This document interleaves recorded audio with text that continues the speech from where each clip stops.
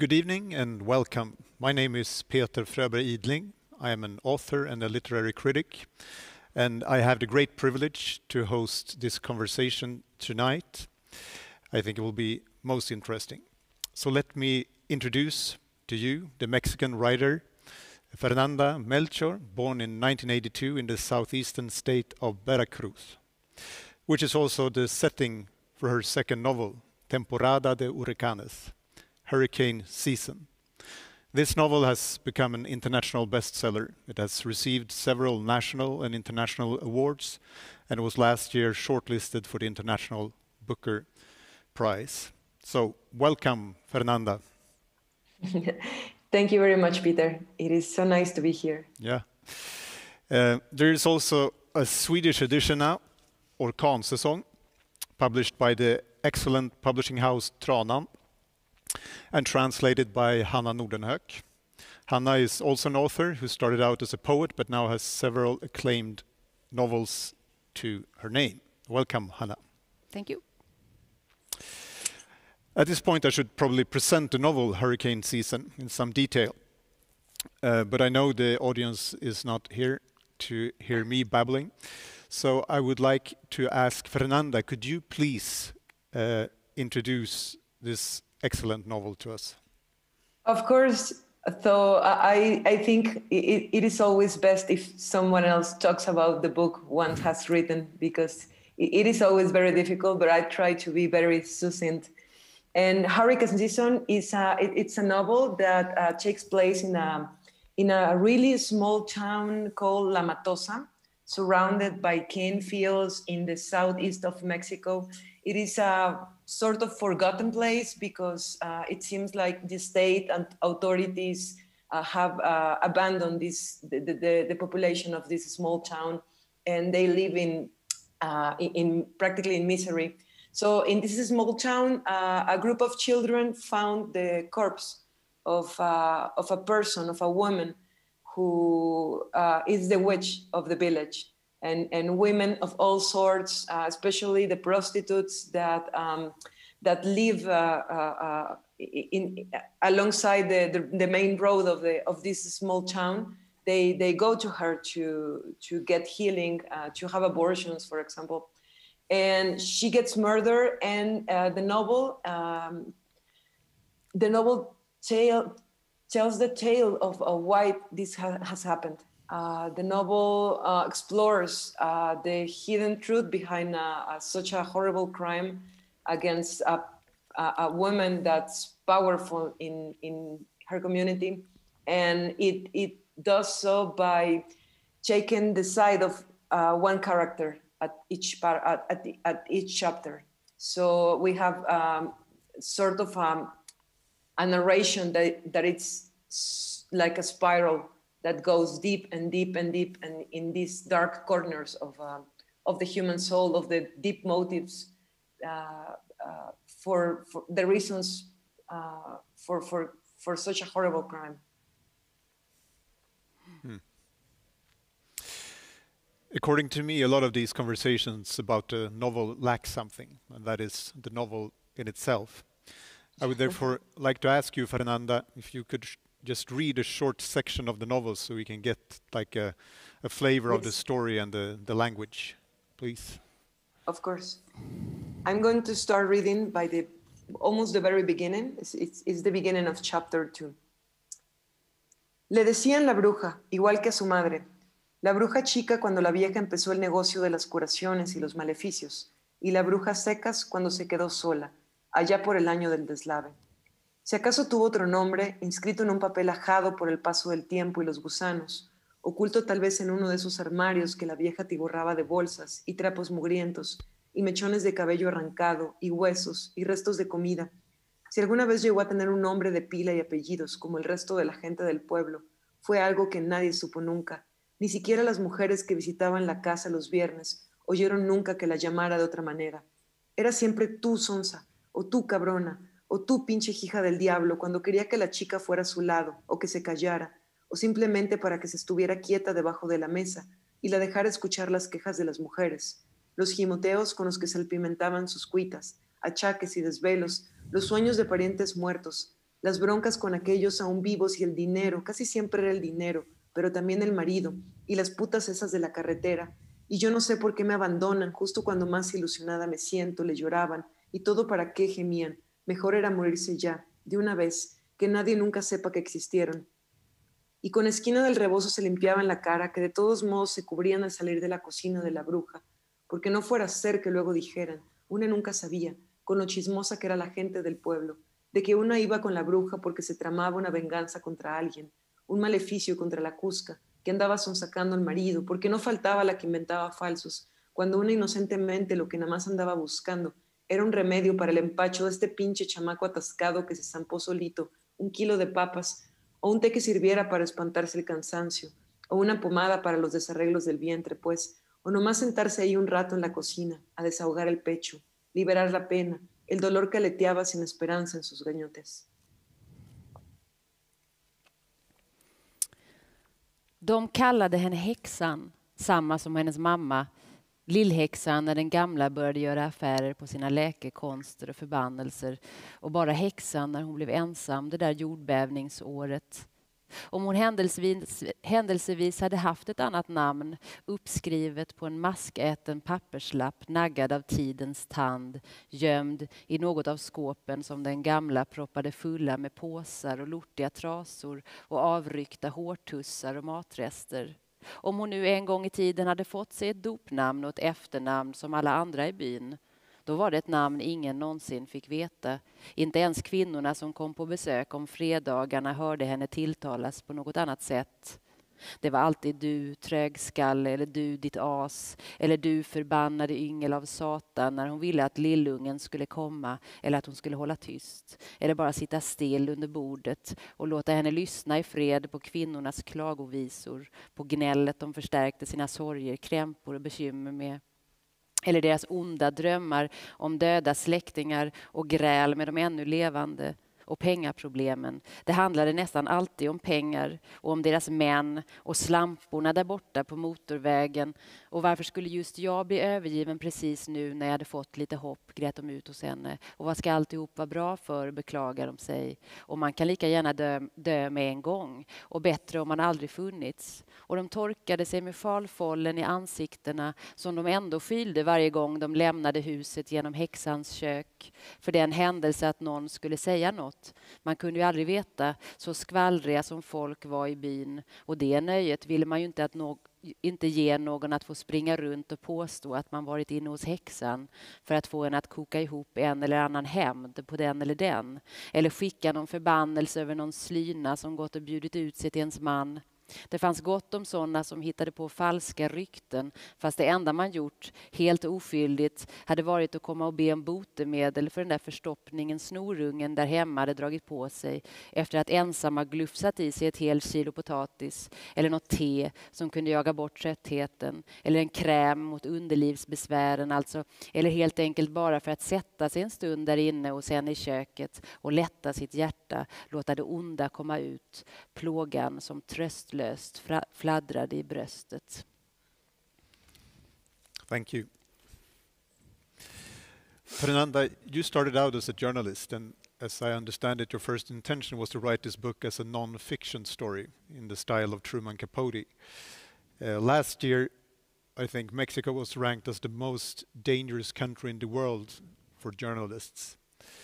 Can you please tell us some more about your decision to abandon the initial idea and tell the story as fiction instead? Yes, of course. I think many writers like myself, we are inspired by things that we read in the news, that we found in newspapers. And this was not the exception, of course. I bumped into this newspaper story about a witch from a small town being murdered. And the murderers accused her of doing witchcraft on them. And it was sort of a self-defense crime. And it was at the same time horrible. And at the same time, I just couldn't believe that in 21st century, we're talking about still witchcraft and women getting killed because of practicing some sort of, I don't know, like religious or healing practices.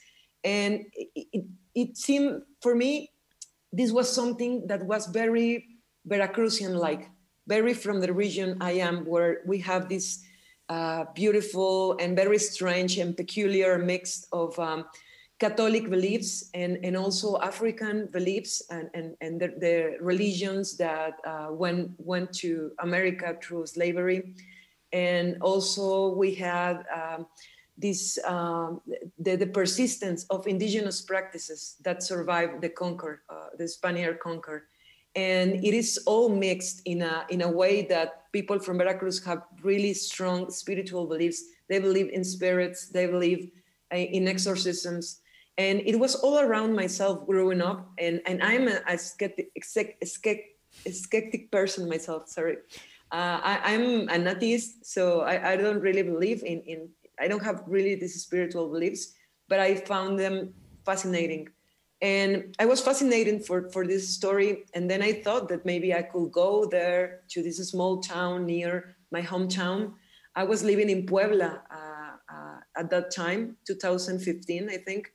And I have been living in Puebla for a while. And it was just so dangerous to go there. My first intention was to go to this small town and, go to the crime scene and interview all the witnesses and go even to the prison of that place and try to talk to the murderers, like Truman Capote does in Cold Blood. But then I thought that I wasn't Truman Capote myself. And of course, Veracruz, it is not the United States of the 60s, of the decade of the 60s. And it was very dangerous to go there, not so much as a journalist, but also as a woman. And I didn't have any financial resources because I haven't been practiced. I was a housewife back then, and I didn't have any credentials. I hadn't worked for a newspaper in a long time. And even though I was very interested to do so, to reflect in some way the reality of that crime and to find the deepest, crudest motives for such a horrible act to happen, I thought that even if I was able to go there, I couldn't expect the murderers, for example, to tell me the truth. Why they will tell me the truth? Me, why, right? So maybe to console myself, I thought that maybe I could write a work of fiction, that I can explore all these dark corners with the help of my own feelings and empathy, and especially the sensibility that I have developed being a journalist for many years in Veracruz area, and also to acknowledge the problems, the huge variety of social problems that Veracruz has been living since I was a child. So it is my experience of Veracruz there, but it's also, it is very important. Yes, for me, it was very important to talk about what was happening in Mexico at that time, the rising of femicide, the impunity that we all lived, that it was impossible to get justice, that a woman could get killed and nothing would happen. No justice was going to be made. And that was the Mexico I was trying to portray in this novel. And it was I had to admit that it was also a bad emotional time for me. I was in the middle of breaking up with my partner for many years. So I was in a bad emotional place when I wrote Hurricane Season. I think I was kind of exorcising all these strong, difficult emotions about motherhood too, for example, about the fear I felt while living in Mexico, being a woman and being surrounded of all this violence, and at the same time being a woman and reproducing in some sort of way this violence myself. I wonder, is it in any way dangerous for you as a fiction writer to write a book like this? Or do the criminals, they don't read this kind of Yes. Novels? No, I think as a fiction, it is not so much dangerous than to being a journalist. As a fiction writer, you see what happened in Mexico. We don't have a very strong literary audience. It's still a matter of an elite a little bit in Mexico. And popular readings had to do more like self-help books, like, or I don't know, like the biographies of football players or TV stars, and literature is still a matter of a few. And this has to do a lot with economic reasons. Prices of books are high in Mexico, and we don't have developed still. It did at the beginning of the 20th century, but now we don't really have a strong network of libraries of to people to go to and develop these reading skills and the love of books. So it's sort of, you can normally you will write a book, and even if it's a success, nothing will happen, because it is not like a huge part of Mexican culture. And still, I think there are great writers now in Mexico writing about lots of important matters, nonfiction and fiction alike. And I will say that it is very difficult to get in trouble as a fiction writer. So that's why I choose also to write about it. The last nonfiction writing I did was a book of personal essays about violence too, called Aquí no es Miami, This is Not Miami. And it's a little bit of a joke, because some people in Veracruz think that we must be like Miami, like we're a coastal city, and it's beginning to get gentrified, some sort of areas in Veracruz. And it is a little bit of, for me, to play with the idea that Veracruz will never be Miami, that Veracruz is only Veracruz.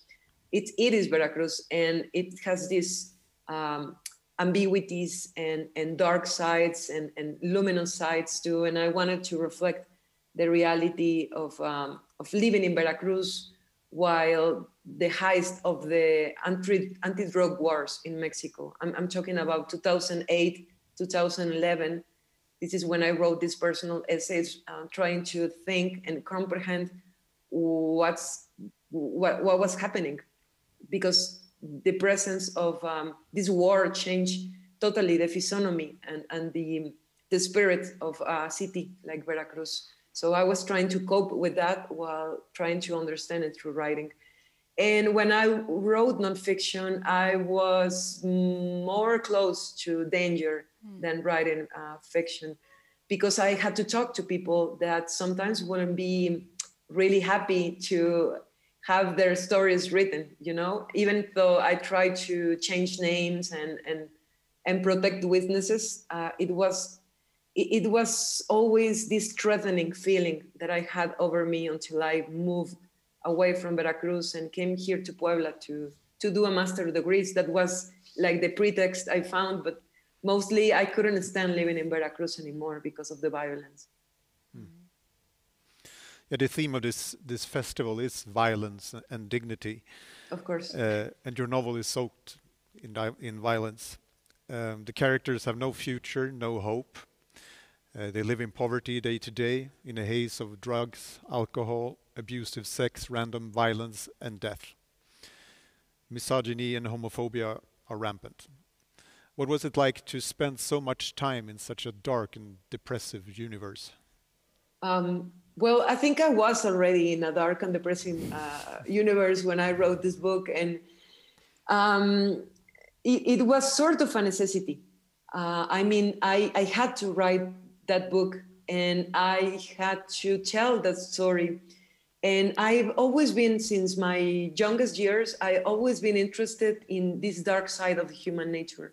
I always wonder how a person can pass from a fantasy to the act of committing an actual murder.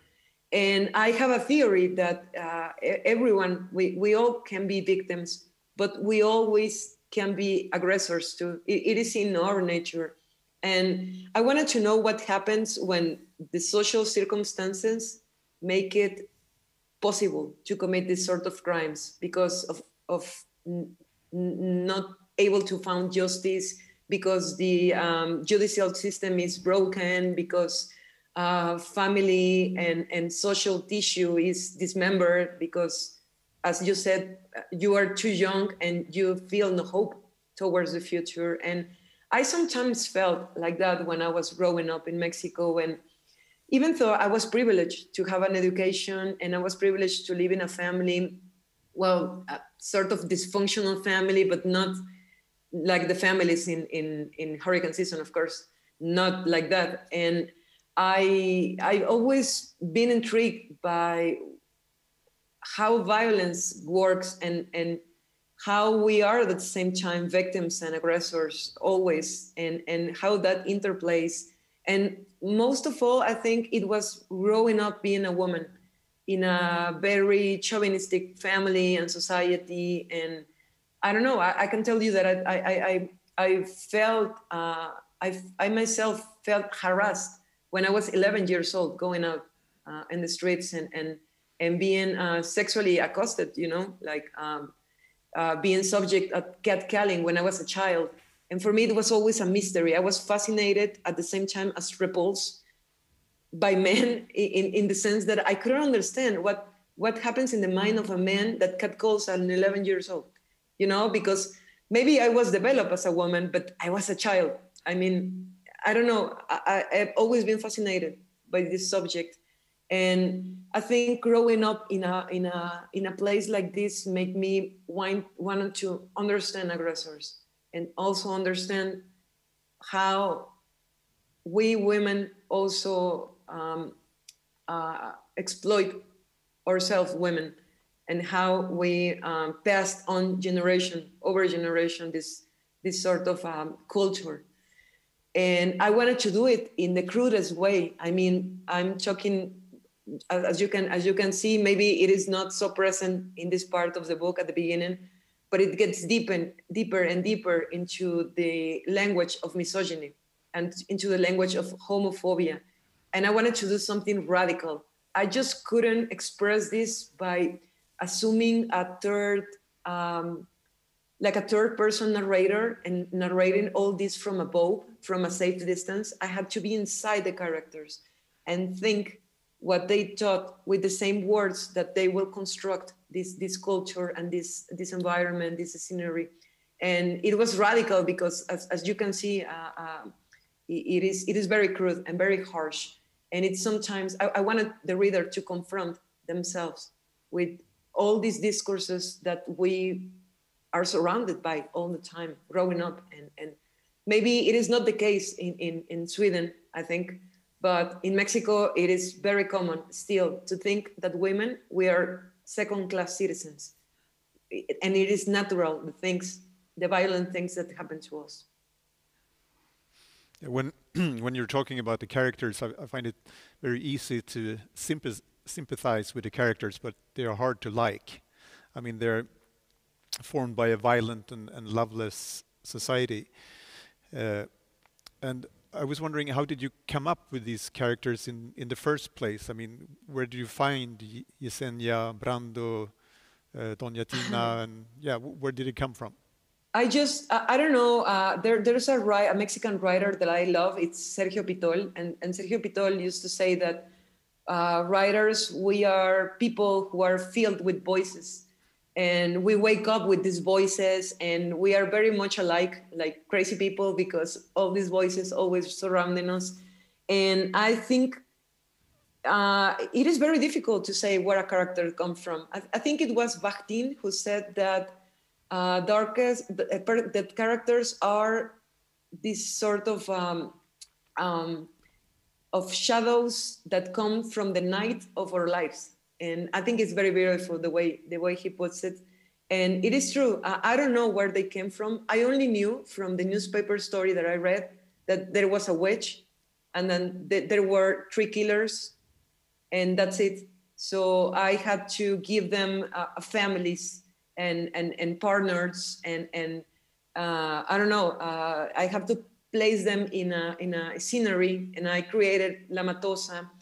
And it was a very intuitive process where I will try to understand this story, try to understand why these people killed the witch, who was the witch, And immediately I start hearing these voices of women, the women of La Matosa, talking in hushes, you know, and contradicting each other and gossiping about, yes, the way she was this person and she was awful. And the other one, no, she was good. She helped and Tia Stella and Luis Miji was such a, you know, like they were always talking. And I thought that the novel had to have this quality. I wanted to honor this sort of verbal communication that we call gossip, and that we normally wouldn't think that it's literary, that it's art, but I think it is. I think it is such a beautiful way of narrative that is very emotional, that is very intense, and I wanted that. I wanted hurricane season to be intense. I wanted to be, you know, that this has this quality that when you are listening to a really good and juicy gossip and you are very interested and you want the things continuing. I remember when I was a child in Veracruz and my mother and my aunts and my grandmother and the neighbors all gathered together to tell gossips, you know, to hang around. And I remember that they wouldn't talk in front of me because they wanted to tell the gossip about the neighbor who ran away with another man and all sorts of, you know, and then I will pretend I was sleeping. So they thought I was sleeping and they will talk freely. And I love those kinds of stories that they told all the time. And this is a sort of way of honoring this sort of communication. Very, very beautiful. In Veracruz, I think people have this talent for telling oral stories. They have a real good talent of using words to tell a story. And we have great narrators who I don't think they even finished grade school, for example, but they have this beautiful art of speaking and making a compelling story for their audience. And I wanted to honor that a little bit. Mm. Right. The only person who has an equally intimate relation to a novel as the author is the translator. Hanna, what was it like to enter this dark world of despair, and how did you find a way to translate the music of the language? Well, I mean, I immediately felt that I was in a strong contact with Fernanda's language and also the way she composes the voices. I think she has a very, I mean, the book has a very intricate composition. And it constructs itself in layers of voices and sceneries, and also the timeline is extremely intricate. And I just felt directly that I had this strong contact with the text and that I was swept away by it. I mean, with these hurricane movements, no. And so I felt I just tumbled into it. I just you know, I just became very, very hooked up with it. So and I felt also that I immediately understood the text. This was my sensation. So I was just so happy because it was the first novel that I translated, and it was a love. You know, it was a yeah. Because I mean, it's rather special. I mean, the sentences, they go on and on for pages, and the language is sometimes not appropriate for children. So how did you manage to find the right Swedish for this very special Mexican expression? Well, I mean, in Sweden we don't have this organic relation with the swearings and so on, and a bad language. But I think that for me and for many people, of course, it's also a question about class and class. I mean, what milieu you're moving in, no? But for me, the words that came for me was the words of my childhood and my teenage years, no, which was in the south of Sweden. So there was a lot of skånska, a lot of Skånish that came out for me, like something very, I mean, and this sort of campesino, this sort of farmer language, or this sort of det här bonniga snacket, så att säga. That just, you know, I felt that I had to be true to that. So I felt it had to be also, because the swearings in Mexican Spanish is also very, they are sort of timeless. I mean, it's the same swearings you read in about when Octavio Paz is talking about the verb chingar, for example. I mean, they have existed for a long time, and in Sweden, I think the swearings are much more time related and dated, and you have to really find the right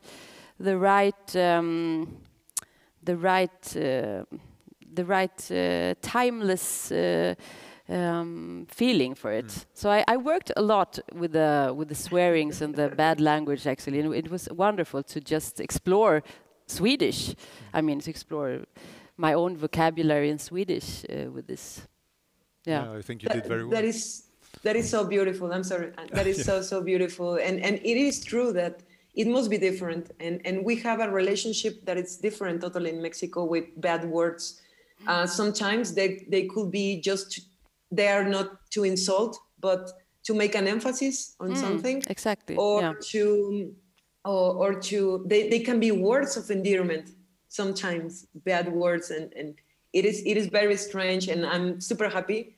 It is beautiful to hear Hanna talk about all this work that she had to do, because I imagine that it is not an easy task.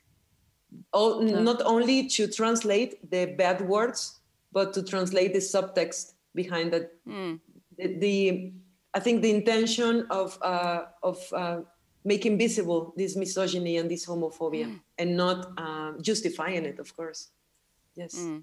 And to find the right, I mean, sometimes a Swedish word that is literally translated as swearing from Mexican Spanish, it sounds a lot more crude, and then you have to, or less crude, and then you have to find the equivalent in Swedish to really get the right sound. And, this is very interesting. And the class subject also, I remember talking up with Bart Pepperkamp, the Dutch translator, and he told me that, for example, of course, Brando and Yesenia, they don't swear the same way. Then in Spanish, they use the same words, but, for example, Brando will use the swearing that young immigrants in Netherlands will use, for example. And I thought it was a very clever, very clever proposal, solution. Exactly, yeah. Well, I'm happy that you have started talking now with each other, because before we were in touch before this conversation, and I asked you if you could come up with one question each. For if you have a question for Fernanda, and Fernanda has a question for Hanna. Did you do that? Did you do your homework? No, I forgot. No, but if we need to talk, we can talk right now. I'm so thrilled. I work very close-knit with Hanna with this translation. Of course, I don't understand a word of Sweden, but of Swedish, but we talked a lot, and we shared meanings and some cultural particularities from Mexico, and now it was just such an honor to learn from her and to understand my book better from having these conversations that we had. And I'm just honored, you know. I never expected, to be honest, I never expected that a Swedish publishing house will be interested in translating Orkansäsong, but I never thought that this book will be translated. I mean, I had an artistic intention of mixing our literary form with very social and urgent and crude situations. And I knew what I was writing, but I never thought that this could interest people outside Mexico, for example. So I'm always amazed and very grateful and very curious to know how a book like this will read in a place like Sweden. Well, I have some question. I mean, I think about, I mean, this festival is about violence and dignity, and we talked earlier about your characters, and also I've talked to you about that before, because I think there's something very interesting in how you portray them in all their crudeness, but also in their innocence. I mean, and they have, all of them have some sort of light within them, and this is where I think the point of dignity comes in. It's you also show them as the children they once were. Yeah, the unloved children. Yeah. Because I think we don't normally talk about this when I present Orkansäsong, but I strongly believe that this is a love book. This is a love story. But this is a love story where love is absent.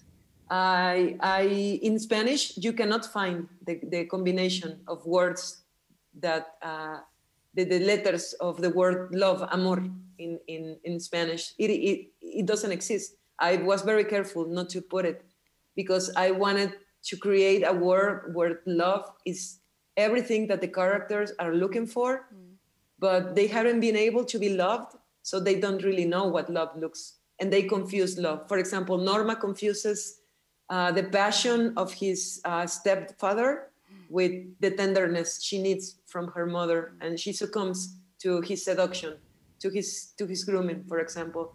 And Luismi, of course, he searches in drugs what the dignity and the love he should have had from his mother, Chabela. But Chabela could not love a child that was, she was forced to have him. So she could not love him the way he needed. And it's all like a chain, like a chain of a person desperately looking for love. But at the same time, they don't really know what love is like. So they confuse it all the time. And Brando, for example, who feels so attracted to Luismi, almost in love of Luismi, and he hates that feeling and that desire because he was taught to think that loving another man is such a forbidden sin, and he hates that desire inside of himself. And it is true, Hanna, what Brando does is horrible, and he's, I think, a very psychotic, near psychotic character, but at the same time, you can understand why he is like that, because it must be horrible to live a life where you hate yourself, like he hates the desire he feels for other men. And that must be something that maddens him. You can understand it. And I think it was a very difficult task to provide all these characters. Munra, for example, who's an alcoholic, and he's like, good for nothing a little bit, but he has this, he's a human being. And that is the lesson that I learned from Truman Capote and in Cold Blood, that in Cold Blood you can hear the voices of the killers, the murderers of that family, and still you understand where they come from. You understand the wounds they are carrying from childhood and all the difficult circumstances that they had to go through. But at the same time, you totally understand that the thing that they have done is horrible. So it is trying to find a balance to humanize. And we are not, we are not cartoon characters that are only villains or heroes. We are human beings, and we are all capable of the most sublime acts of heroism, but at the same time, we are capable of the most vile, horrible things also. And I was trying to picture that. And the novel also had to have these light moments, these luminous moments, because you cannot spend so much time in misery all the time. So I know, I think misery wants a little bit, but it is also about the ending. I'm not trying to make any spoiler or anything. I don't think this novel, it's a novel that you can spoil. I think, because from the end, you get a clear picture of who killed the witch. But here, the mystery is why and what were the circumstances. I think that's the thing that make it different from a normal crime mystery. The thing that's a mystery is another thing. It is not a whodunit crime book, but it is more trying to understand why these things happen. And I have a question for Hanna, if I am allowed to make it. I'm curious to know if Hanna thinks, do you think if there are things that are untranslatable in your experience as a translator of my novel? And I think you have translated poetry. I think that's harder to translate. I think in a way everything is untranslatable because of course I can never give the same feeling of an atmosphere of your book than the original, no, but of course I have to. It's an interpretation act to sort of understand towards what I need to be loyal in your texts, and try to give to the Swedish reader what I find is the tone, the atmosphere, the so on, and that means also moving the whole thing to a new context, to a new literary text. No, so it's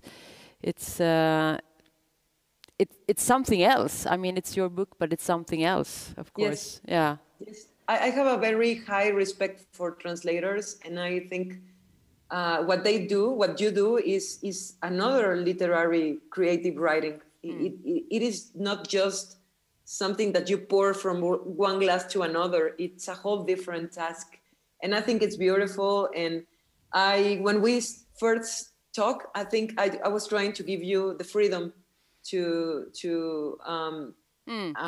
make a work of yourself, as to say it in a way.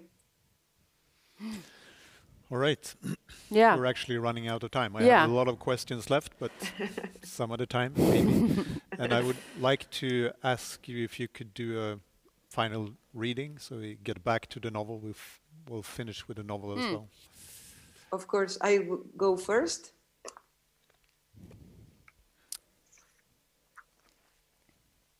This is from chapter 3, I think. Yesenia. Sí. Yes.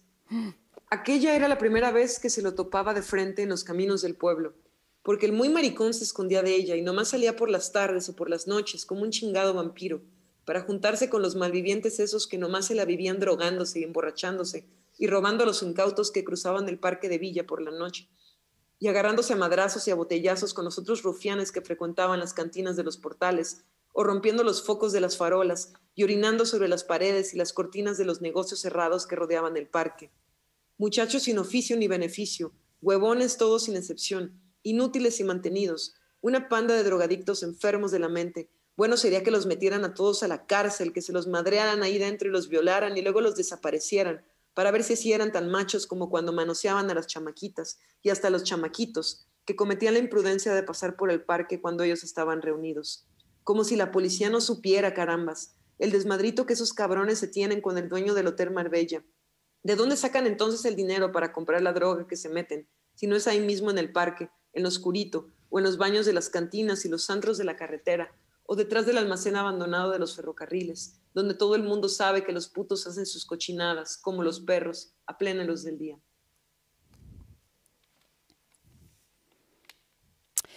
Det var första gången hon träffade honom ansikte mot ansikte i krokarna i byn, eftersom den jävla fjollan brukade gömma sig för henne och bara gick ut på kvällarna som en jävla vampyr och hänga runt med dåligt folk som tillbringade tiden ständigt tankade och påtända och vind för våg och rånade varenda pucko som oförsiktigt nog korsade parken i Villa nattetid eller slogs med knutna nävar med de andra dräggen som hängde utanför barerna under arkaderna och krossade flaskor eller krascha gatlyktor och ställde sig och pissade på väggarna och de stängda butikernas neddragna ståljalusier runt om parken.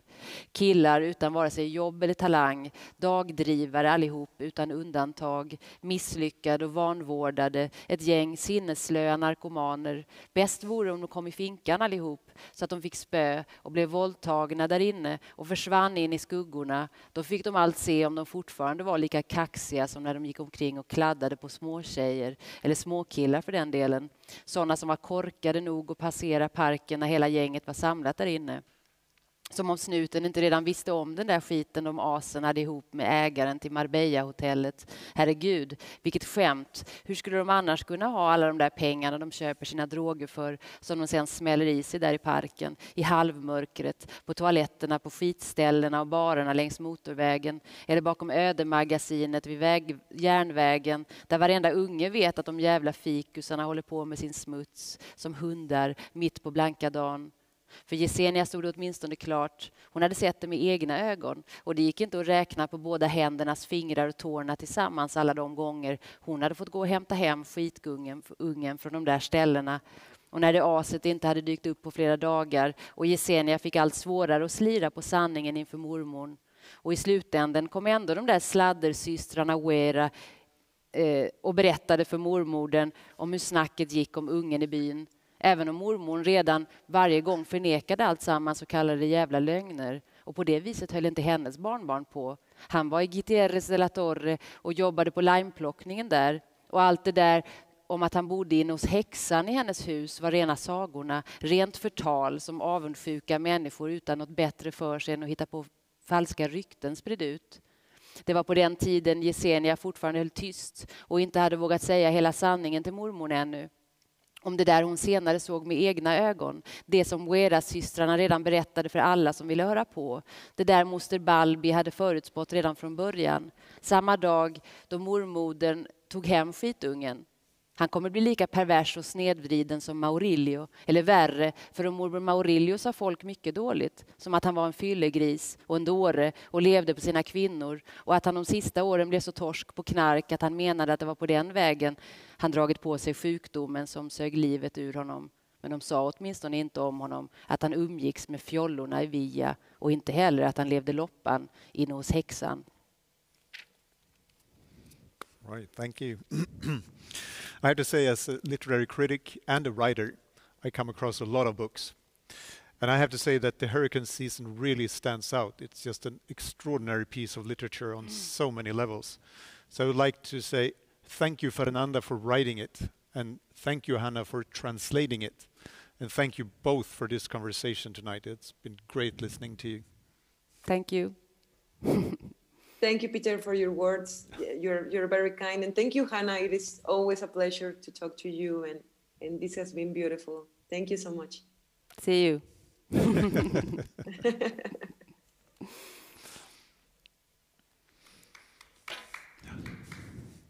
All right.